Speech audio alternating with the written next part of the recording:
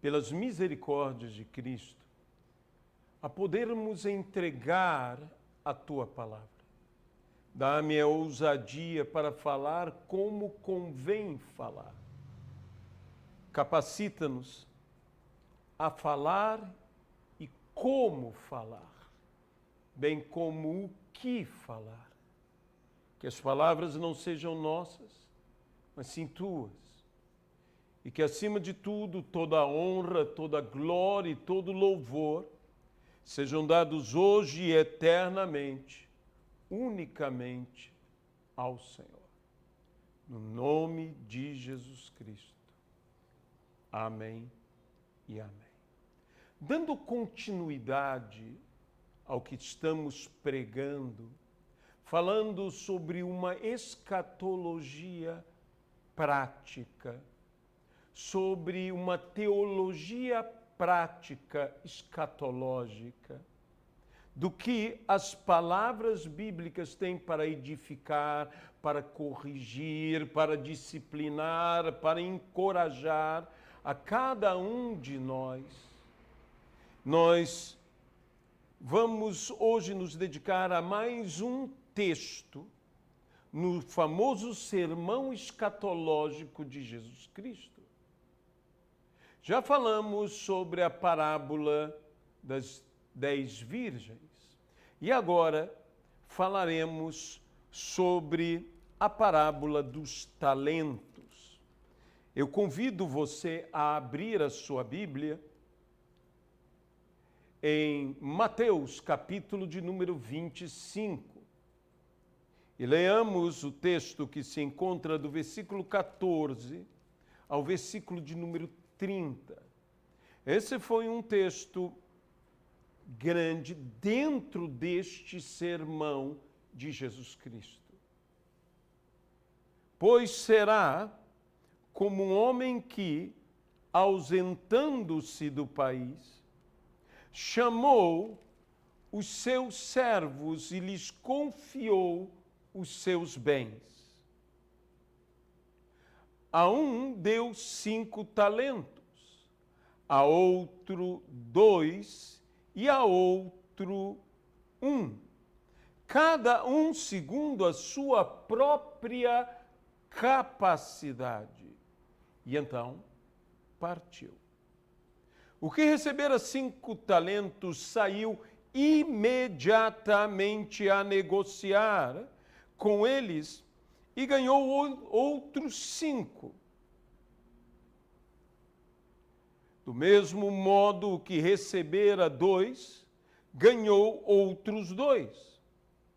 Mas o que recebera 1, saindo, abriu uma cova e escondeu o dinheiro do seu senhor. Depois de muito tempo, voltou o senhor daqueles servos e ajustou contas com eles. Então, aproximando-se o que recebera 5 talentos, entregou outros 5, dizendo: confiaste-me 5 talentos, eis aqui outros 5 talentos que ganhei. Disse-lhe o Senhor: muito bem, servo bom e fiel. Foste fiel no pouco, sobre muito te colocarei. Entra no gozo do teu Senhor. Aproximando-se também o que recebera 2 talentos, disse: Senhor, 2 talentos me confiaste, e aqui tem outros 2 que ganhei. Disse-lhe o Senhor: muito bem, servo bom e fiel. Foste fiel no pouco, sobre muito te colocarei.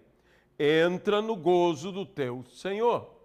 Chegando por fim o que recebera 1 talento, disse: Senhor, sabendo que és homem severo, que ceifas onde não semeastes e ajuntas onde não espalhaste, receoso, escondi na terra o teu talento. Aqui tens o que é teu. Respondeu-lhe, porém, o Senhor: servo mau e negligente, sabia que ceifo onde não semeei, e ajunto onde não espalhei. Cumpria, portanto, que entregasses o meu dinheiro aos banqueiros, e eu, ao voltar, receberia com juros o que é meu. Tirai-lhe, pois, o talento e dai-o ao que tem 10, porque a todo o que tem se lhe dará, e terá em abundância, mas ao que não tem, até o que tem se lhe será tirado. E o servo inútil, lançai-o para fora, nas trevas. Ali haverá choro e ranger de dentes. O Senhor Jesus Cristo, nesse texto, fala coisas extraordinárias. Lembre-se que nós lemos sobre os servos que deveriam estar vigilantes para a volta do Senhor e abrir-lhe a porta. E o Senhor volta. Mas volta para quê? Para fazer contas, para que nós possamos prestar contas. É sábio da nossa parte prestarmos contas, acertarmos contas com o Senhor. Diz que aquele servo que recebeu 5 saiu imediatamente a negociar os talentos. E se saiu imediatamente a trabalhar, a negociar, não foi imediatamente que recebeu o resultado. Não sabemos se rapidamente ou se demoradamente obteve seus resultados, mas imediatamente se esforçou para alcançar o resultado. Cada um recebeu segundo a sua capacidade. Um tinha capacidade para 5, outro capacidade para 2 e outro capacidade para 1. Mas o que vemos é que todos deveriam ter a capacidade, em cima dos 5, em cima dos 2, em cima do 1, de multiplicar, dobrando o que lhe foi confiado. Ora, nós temos a capacidade, todos nós, temos a capacidade de dobrar, de multiplicar dobrado. Aquele que se aplicou com 5, dobrou para 10. Aquele que se aplicou com 2, dobrou para 4. Mas aquele que nada fez, nada dobrou, nada multiplicou. Quem faz, tem. Quem não faz, não tem. Apenas mantém o que lhe foi confiado. Mas nem de fato mantém. Por quê? Porque talento enterrado é talento desvalorizado. Pois o Senhor disse, deveria ter entregue pelo menos aos banqueiros, aí eu teria os juros. Isso quer dizer que o talento se desvalorizou. Desvalorizou. Talento não usado, ouça-me bem, é talento desvalorizado. Talvez não consigamos tão rapidamente dobrar. Nós não sabemos quanto tempo demorou, mas uma coisa é certa: se nada fizermos, nada acontecerá. O motivo que o Senhor até mesmo fala ao servo que enterrou o talento, lhe disse, tu deverias ter entregue aos banqueiros, e aí eu teria os juros. Ou seja, se fazemos algo, por mínimo que seja, teremos resultado. A única maneira de não termos resultado é apenas não fazer nada. Usa-se aqui a palavra cavou. Usa-se aqui a palavra uma cova. Porque talento enterrado é, de fato, talento sepultado. E o que é sepultado é porque está morto. Se não uso o talento não está vivo. Ele está morto. Mas talento usado é talento vivo. E coisas vivas se multiplicam. Coisas vivas se multiplicam. Sabe, a Bíblia diz que ao criar Deus o homem e a mulher, Deus os abençoou e disse: crescei e multiplicai-vos. É interessante que nas igrejas nós pensamos que pela multiplicação vem o crescimento. É uma ideia interessante, mas é pelo crescimento que vem a multiplicação. Ou seja, cresçam e se multipliquem. Nós podemos dizer que para se multiplicar devemos ter amadurecimento. Imaturidade, a Bíblia nos fala que é também carnalidade. Quando somos mais carnais que espirituais, quando em nós há mais as obras da carne do que o fruto do Espírito, quando vamos mais para a inclinação da carne do que pela inclinação do Espírito, não nos multiplicamos, mas sim sepultamos numa cova o talento, tudo aquilo que nos é confiado. Interessante que a Bíblia então nos diz que foi dado a cada um segundo a sua capacidade. Há muita gente que está pedindo a Deus, pedindo: dá-me mais, dá-me mais, dá-me mais. Mas não pede o essencial. Lembre-se que a Bíblia nos diz: vocês pedem e não têm, porque vocês não sabem pedir. Pedem mal. Não é apenas pedir: dá-me mais, mas antes disso deveríamos pedir: dá-me uma maior capacidade. Porque se nos é dado segundo a nossa capacidade, se temos maior capacidade, Deus dará mais a nós. Então, mudemos um pouco a nossa oração, principalmente como ministérios. Dá-me mais, Senhor, mais vidas, dá-me mais. Senhor, dá-me fazer a igreja crescer. Primeiro cresçamos e então nos multiplicaremos. Cresçamos em capacidade. Eles não multiplicaram apenas os talentos. Eles multiplicaram a sua própria capacidade. Quando nós servimos ao Senhor, quando nós nos empenhamos a multiplicar aquilo que Deus nos confiou, segundo a nossa capacidade, aquele que tinha capacidade para administrar 5, agora tinha capacidade para administrar 10. O que tinha capacidade de administrar 4, agora tinha capacidade de administrar, tinha capacidade de administrar 2, agora tinha capacidade de administrar 4.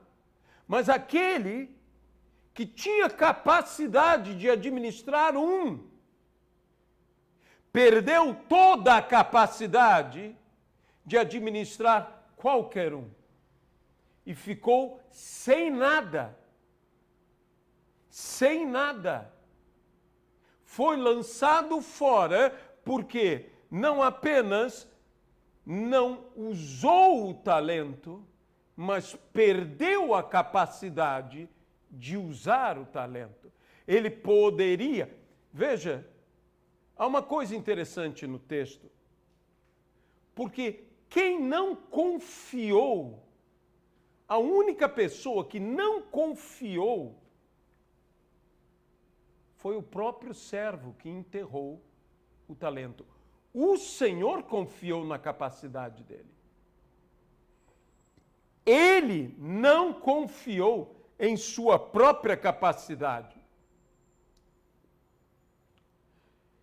E o seu fracasso estava baseado em um entendimento incorreto, errôneo, sobre o seu Senhor, que os outros dois não tiveram. Quando eu tenho um entendimento errado a respeito de Deus, eu faço as coisas erradas. Eu reajo da forma errada. Aqui no texto diz receoso. Quando nós vamos a Lucas, ao Evangelho de Lucas, nós encontramos uma outra expressão que não é receoso. Nós encontramos a expressão tive medo. Tive medo, na famosa parábola das minas. No Lucas 19, capítulo de número 21, o motivo do servo ter sido improdutivo ou infrutífero foi o receio ou o medo. Na parábola, como disse, das 10 minas, em Lucas 19, 21, disse: pois tive medo de ti, que és homem rigoroso, que tiras o que não puseste, ceifas o que não semeaste. Veja, a visão equivocada deste servo fez com que ele tivesse medo. O medo é algo que nos prejudica tremendamente. O medo faz com que superestimemos as dificuldades, os trabalhos, as adversidades e subestimemos a nossa própria capacidade. Ele se subestimou, mas o Senhor o estimou, o valorizou. Ele é que não confiou nele mesmo. Então, o medo que ele teve do Senhor, oriundo do entendimento incorreto a respeito do seu Senhor, e o medo que ele teve por sua própria incapacidade, estava intimidado. Ele foi tímido, não foi ousado. Para sermos usados pelo Senhor, devemos ser ousados. Medos fazem com que desafios se tornem maiores, pareçam até impossíveis. Mas a confiança, especialmente a fé, nos faz ver a capacidade que temos para enfrentá-los. Nós precisamos de fé, nós precisamos de uma confiança oriunda da fé. Confiar em nós tanto quanto Deus confia em nós. Entrarmos numa concordância. Senhor, tu me dizes que eu posso fazer, então eu posso fazer. Eu posso fazer aquilo que Deus diz que eu posso fazer. Se Ele me confia um talento, é porque eu tenho a capacidade de dobrar esse talento e de me tornar 2 vezes mais capaz do que eu era antes. Veja, não só o talento perdeu parte do seu valor, mas o homem que sepultou o talento perdeu todo o seu valor, ou seja, perdeu toda a sua capacidade. Por isso, ele é chamado inútil, que não tem mais utilidade. Lançai-o fora. Inútil. Lembre-se do que Jesus diz: se o sal perder o seu valor, ou se o sal perder o seu sabor, para nada mais presta senão para o mesmo termo, lançado fora, ser pisado pelos homens. O sal deixa de ser sal, se não mais salga. Então nós vemos aqui um sal que perdeu o seu sabor.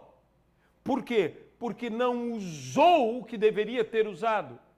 Porque não negociou o que deveria ter negociado. Então, Jesus explica algo interessantíssimo aqui nesse texto, onde o medo fez com que o talento fosse enterrado, não negociado, e a capacidade fosse anulada, porque não foi também usada. Mas nós sabemos que, como nos diz na primeira epístola de João, no capítulo 4, no versículo 18, que o verdadeiro amor lança fora todo o medo. Todo o medo. Há vários tipos de medos, que a Bíblia chama de phobos em grego, fobia na nossa língua. Há o medo em si, há o terror, que é o phobos, o terror, que é o medo intenso. Há também, como aqui foi dito, o receio, que é baseado na insegurança. E há a timidez. A timidez pode vir de estarmos inseguros ou de estarmos intimidados. São ações do medo em nossas vidas.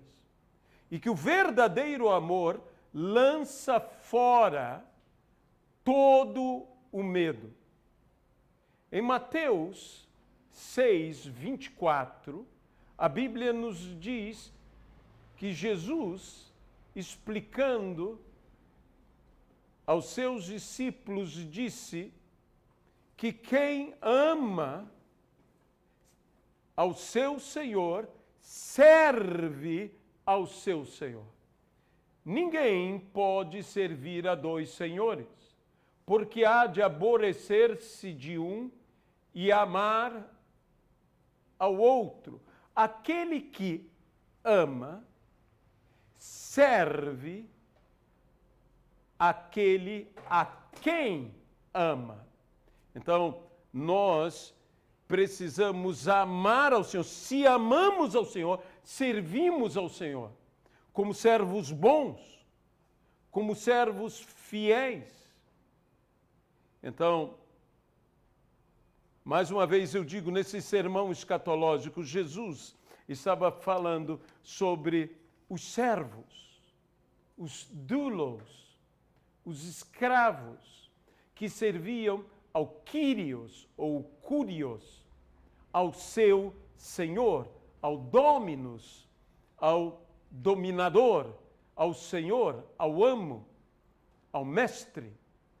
Eles serviam, e veja, com grande empenho, com grande amor. E quando há um amor, quando há um entendimento, quando nós entendemos que servimos a este Deus que é amor, lança-se fora todo o temor. Não temos intimidação, mas cremos no Senhor. A visão que esse servo tinha do Senhor era uma visão, volto a dizer, equivocada. nós servimos ao Senhor, e nesse serviço ao Senhor, que é a nossa mordomia, como mordomos, administradores do que é do seu Senhor, nós vivemos a autoridade, a soberania e a mordomia. Onde há soberania, há autoridade. Onde há mordomia, há submissão à autoridade. É uma autoridade baseada em amor, porque Deus é amor.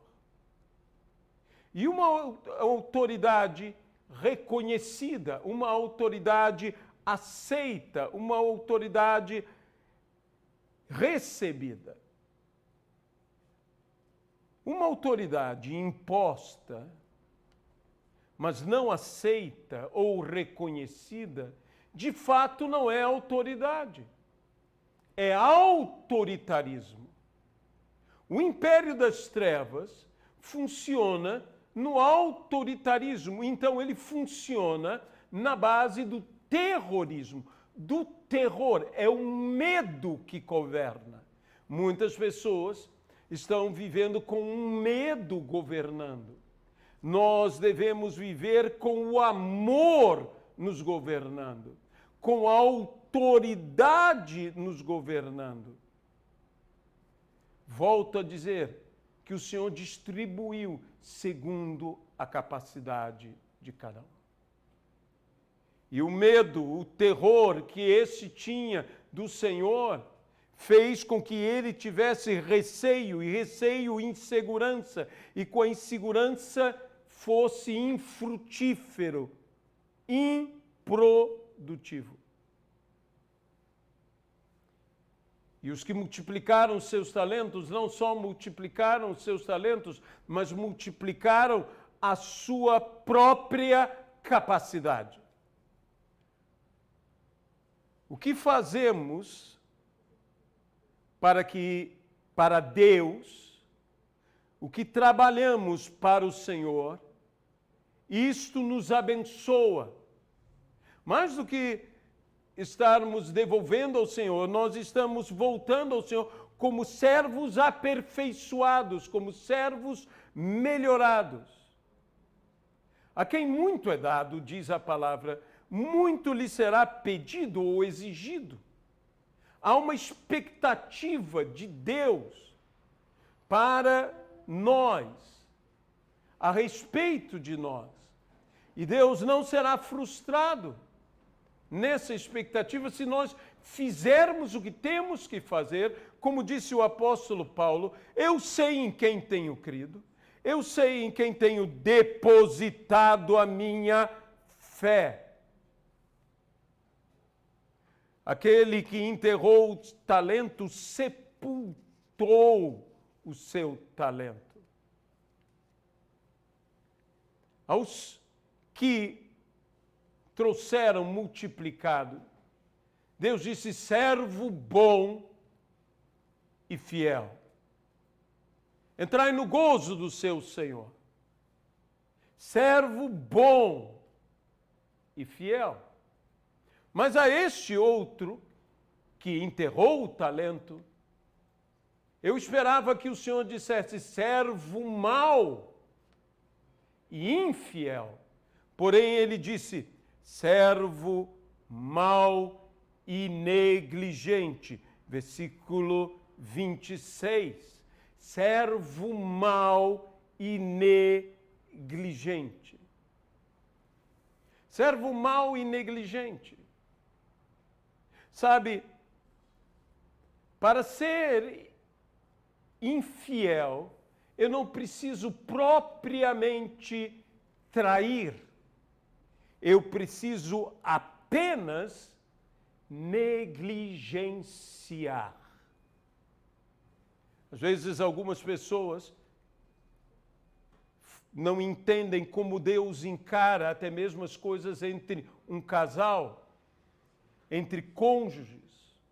O cônjuge que negligencia ao seu cônjuge, este, aos olhos de Deus, é infiel ao seu cônjuge.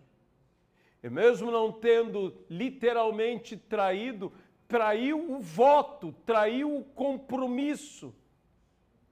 E de modo que aos olhos de Deus, isto também é uma forma de adultério. Eu não posso negligenciar. Se eu negligenciar, eu serei infiel. O servo deveria ter feito alguma coisa, como eu disse, agora repito, quem faz alguma coisa, por menor que seja, terá algum resultado. O único número que nunca pode ser multiplicado é 0. Aquele que não faz nada, nada também conseguirá alcançar ou produzir. Se nada fizermos, nada conseguiremos. Não adianta ter capacidade se não a usamos. Volto a dizer, o servo tinha capacidade. Ele apenas não a usou. Mas quando nós usamos, sabemos que em Cristo Jesus, o nosso esforço jamais é em vão. Porque Deus nos faz sempre triunfar em Cristo Jesus. Como diz na segunda epístola de Paulo aos Coríntios, no capítulo 2 e no versículo de número 14. Por isso, meus amados irmãos, façamos algo de bom, por mais simples que seja, e certamente teremos algum resultado. Certamente alcançaremos algum resultado. Quando temos entendimento equivocado do Senhor, isso nos faz improdutivos. Mas quando temos o entendimento correto do Senhor, isso nos faz produtivos. Veja, na segunda epístola de Paulo a Timóteo, no capítulo de número 1 e no versículo de número 12, Paulo diz: eu sei em quem tenho crido. Estou certo que é poderoso para guardar o meu depósito até aquele dia. Eu conheço, eu sei em quem tenho crido. E uma fé dessa forma é uma fé sempre produtiva, segundo Tiago, capítulo 2 e versículo 18. Epístola de Tiago, capítulo 2 e versículo 18, diz que mostra-me a tua fé sem obras, e eu com minhas obras mostrar-te-ei a minha fé. Veja, mas alguém dirá, tu tens fé e eu tenho obras. Mostra-me essa tua fé sem obras, e eu com minhas obras te mostrarei a minha fé. Fé sem obras é morta.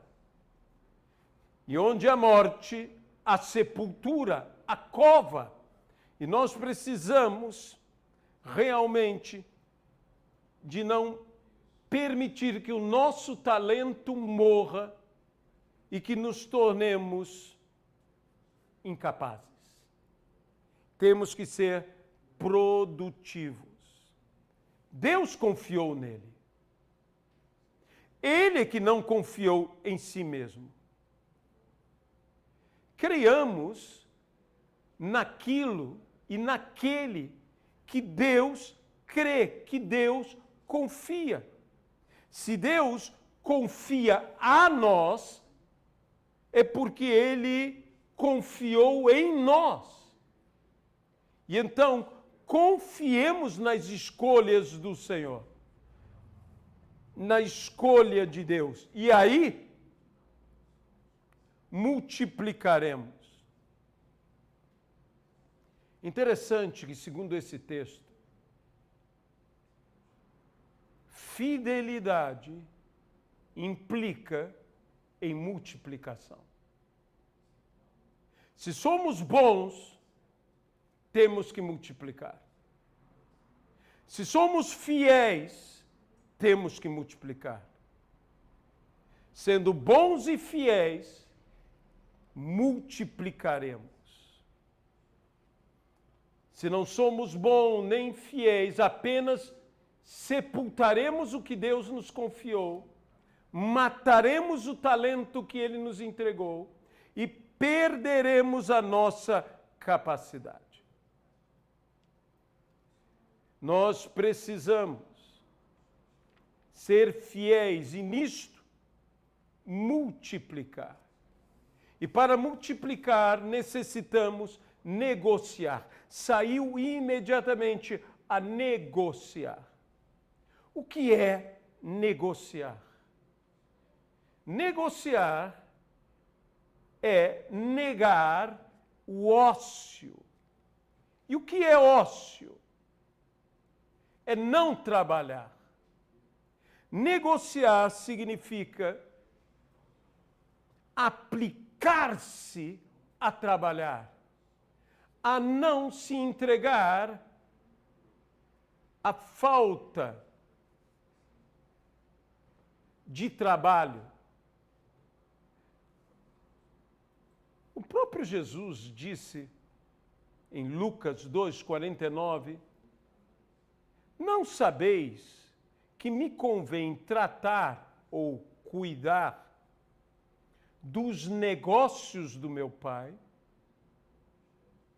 Veja bem, quando Jesus falou isto, e quando na parábola ele citou, saiu a negociar, ele não está falando de negociar o Evangelho, de transformar o Evangelho em mercadoria.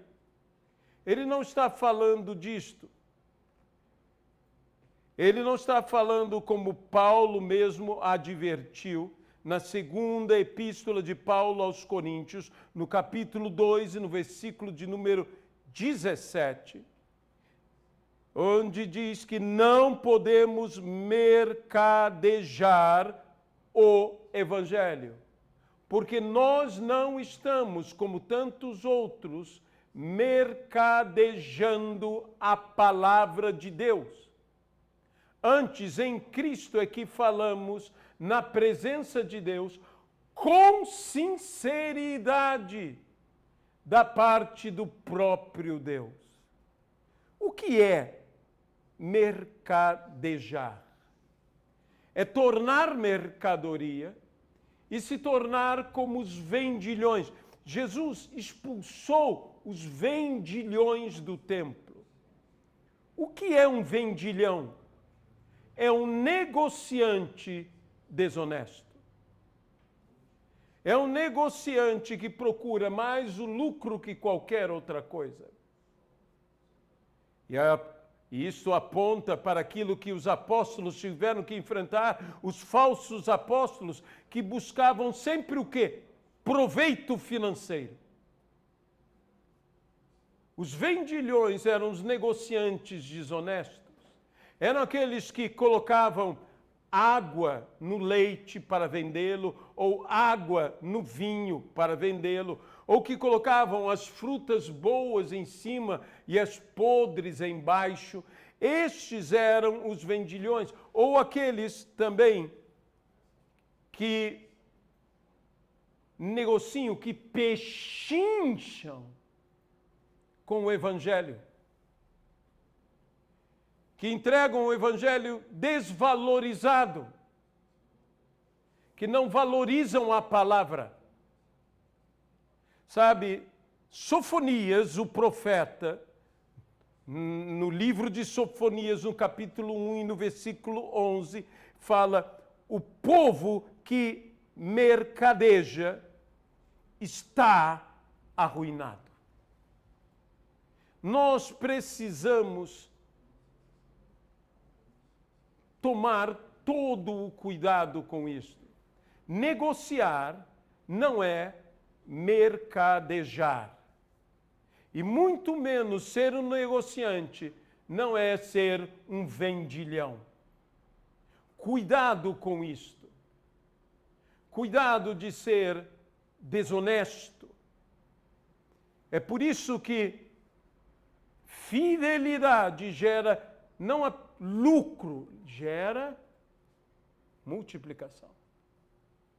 Claro, há uma ideia de lucro.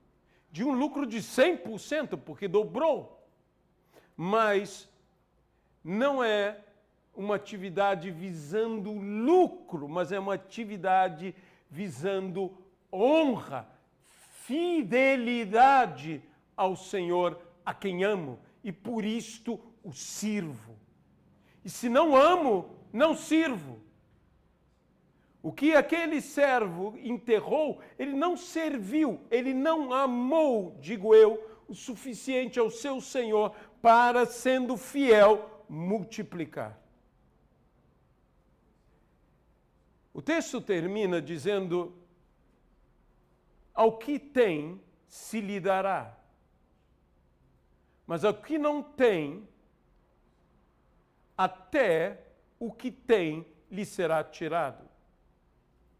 Ao que tem, se lhe dará, terá em abundância.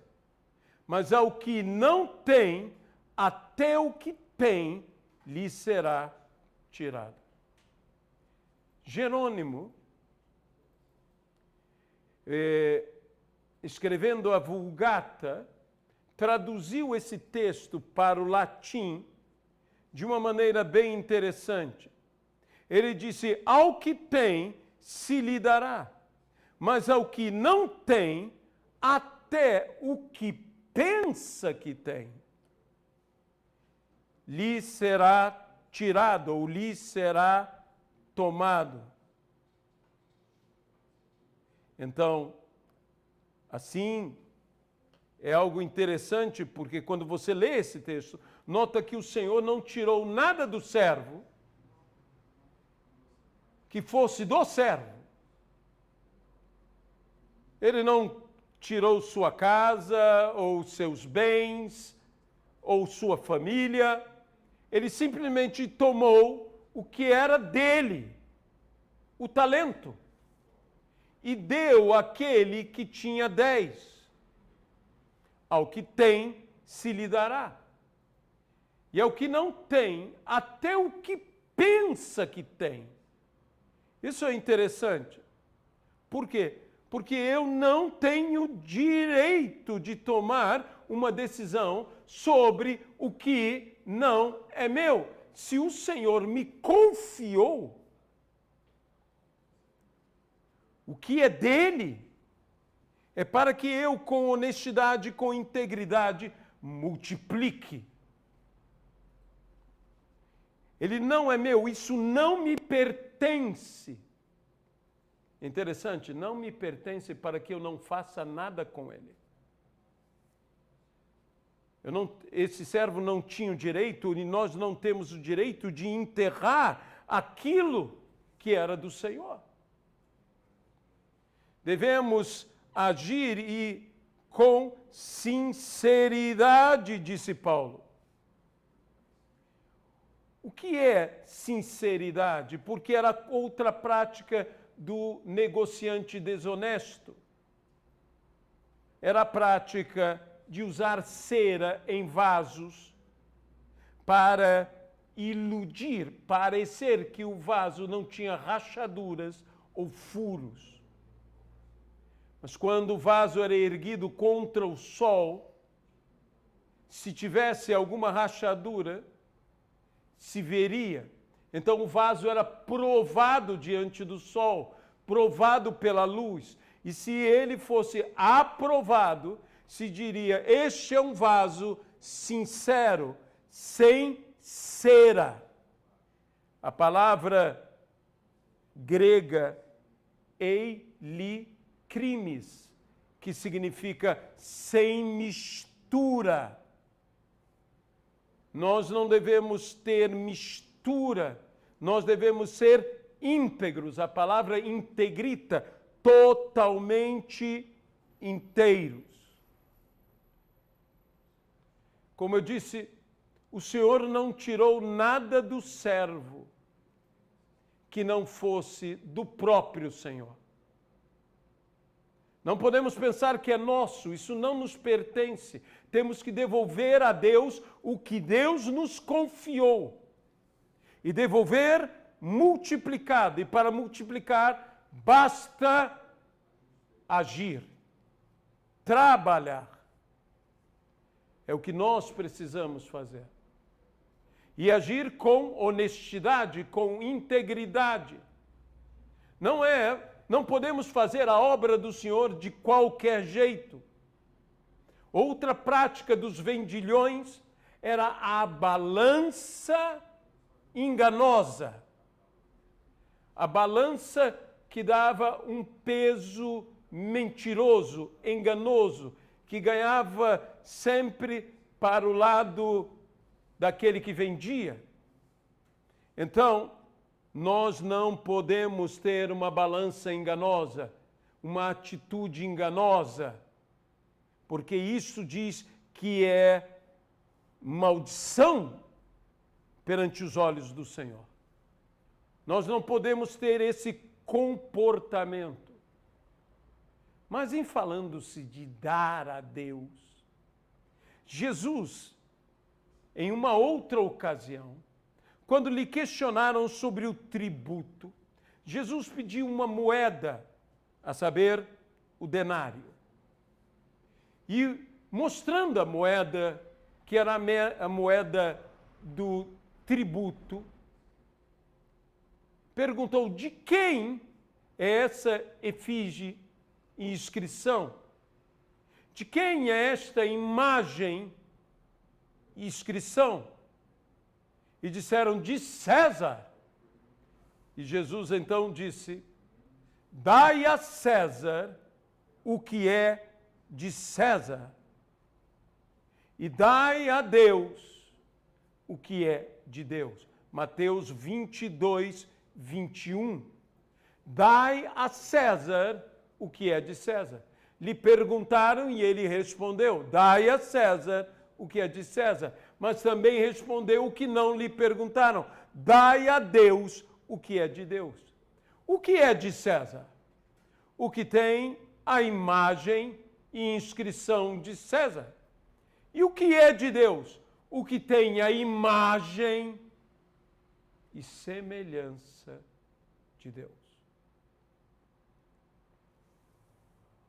Eu realmente creio que nós temos que devolver a Deus os homens.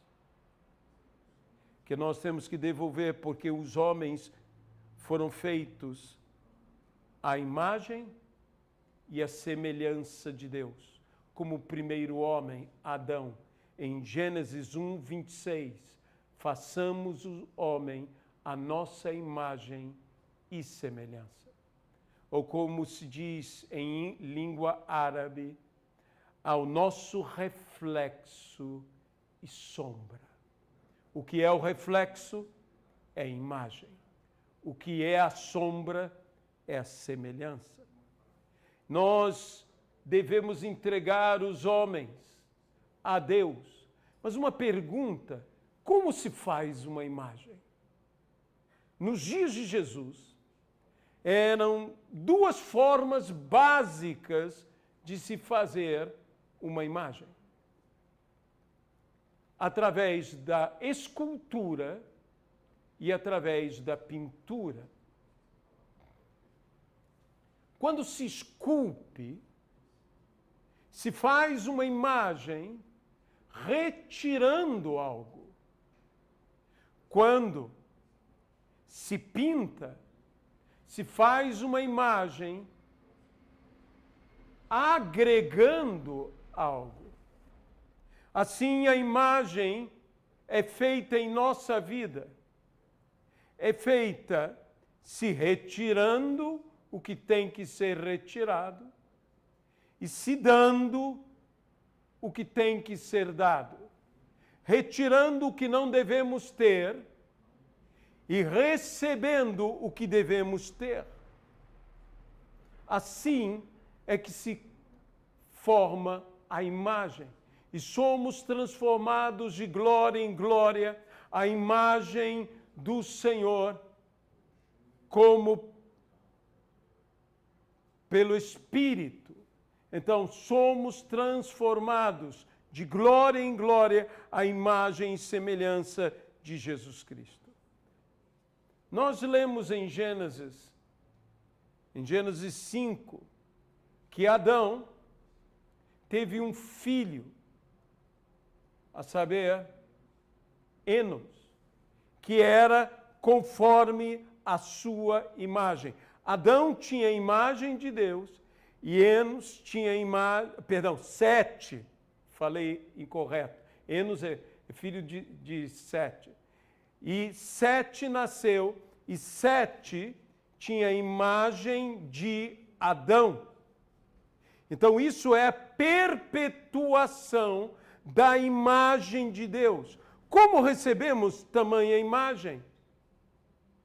Filhos recebem a imagem do Pai por nascimento, mas e a semelhança? Recebem por convívio. Então, pelo novo nascimento e pelo discipulado, nós precisamos ter a imagem e semelhança de Jesus Cristo. Então, precisamos ver a perpetuação da imagem de Cristo. Talvez como Paulo disse, sede meus imitadores,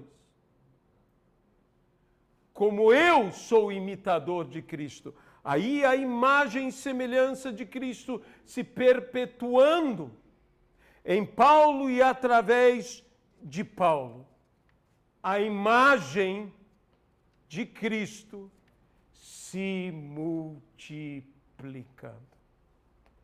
Quando você vai ao livro de Atos, você encontrará que a palavra de Deus crescia, prevalecia e se multiplicava.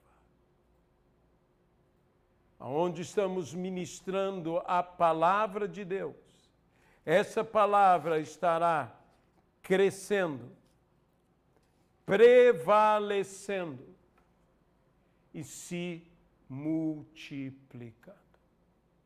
No nome de Jesus Cristo. Talvez algumas pessoas hoje aqui digam: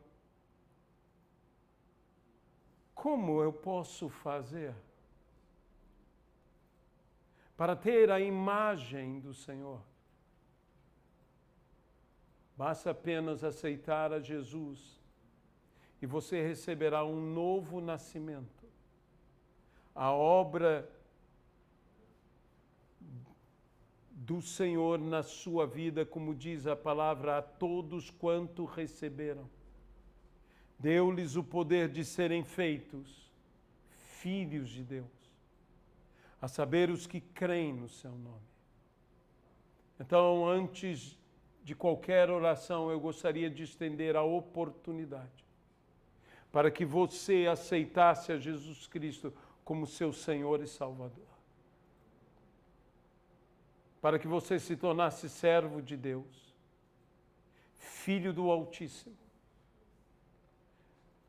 crendo em Jesus Cristo como seu Senhor e Salvador. Ore comigo agora. Senhor Jesus, eu entrego a minha vida ao Senhor. Eu peço ao Senhor que o Senhor possa estar agora me abençoando, criando em mim a imagem de Cristo, por um novo nascimento, por uma regeneração. Eu te peço, Senhor, faz essa obra na minha vida. Ore comigo agora. Faz essa obra em minha vida. No nome de Jesus Cristo. Amém. Ainda há tempo. Há tempo de tomar o que Deus tem nos confiado. E imediatamente começar a negociar, a negar o ócio, a trabalhar. Nós precisamos,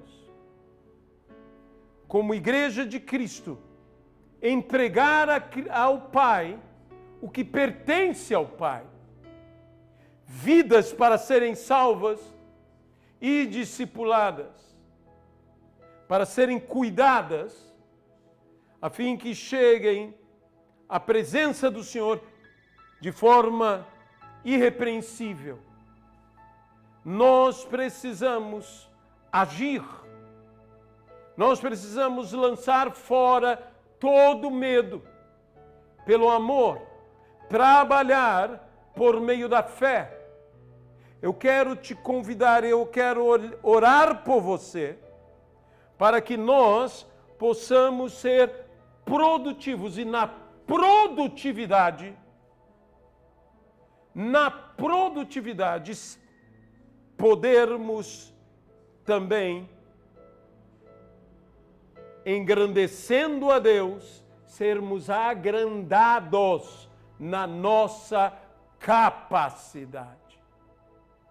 Senhor meu Deus, ajuda-nos agora a que nos apliquemos, a que trabalhemos, a que façamos, Senhor, ser produtiva esta vida, a quem o Senhor tem confiado talentos, e nós queremos, Senhor, usando os nossos talentos, usando o que Deus confiou a cada um de nós, nós queremos, Senhor, entregar ao Senhor, devolver ao Senhor todas estas coisas, multiplicadas no nome de Jesus Cristo.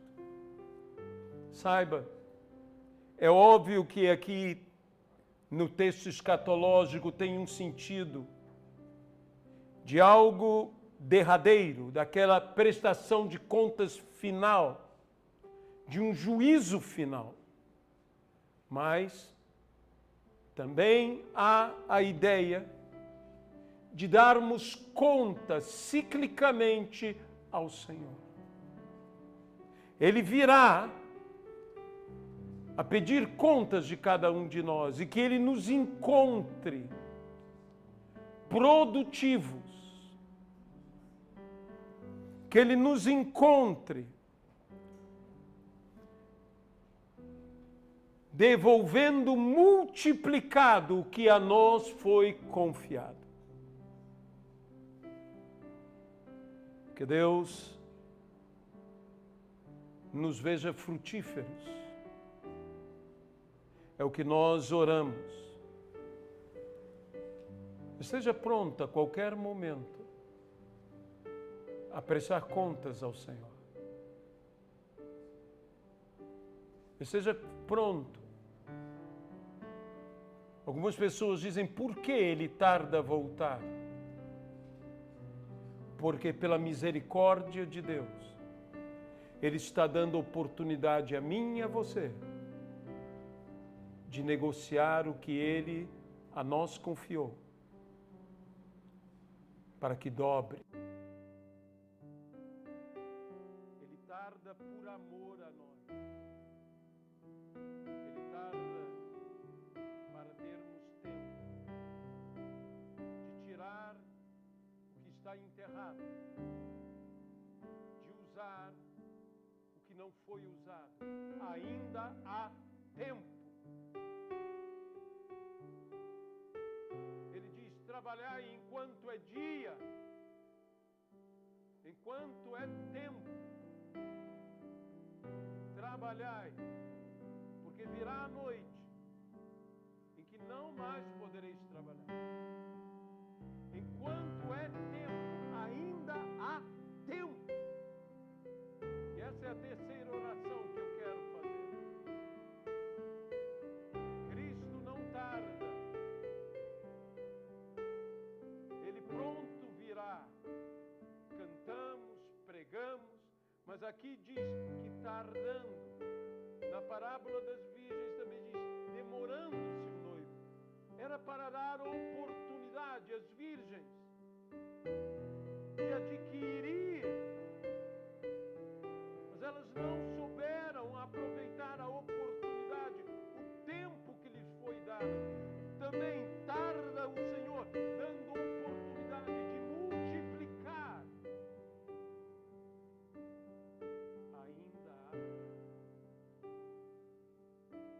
façamos em tempo o que devemos fazer. Deixe-me orar. Se porventura você enterrou o seu talento, se porventura você gastou a sua unção, não desperdice agora.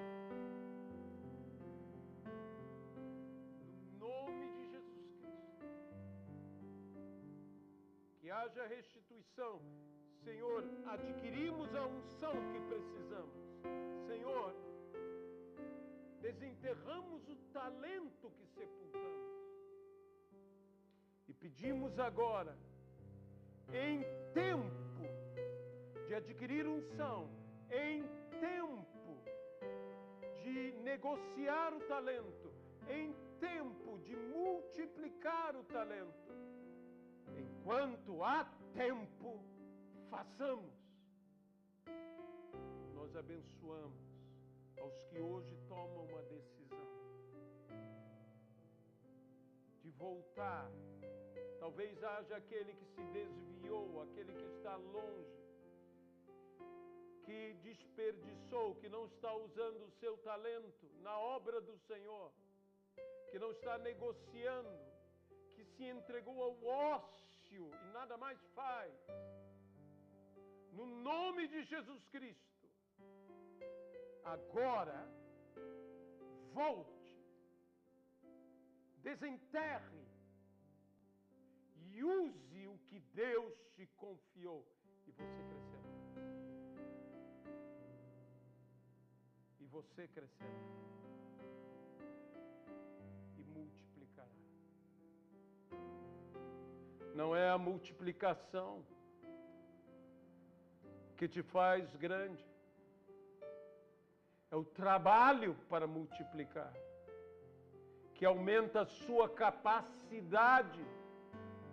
Então receba agora do Senhor. Trabalhe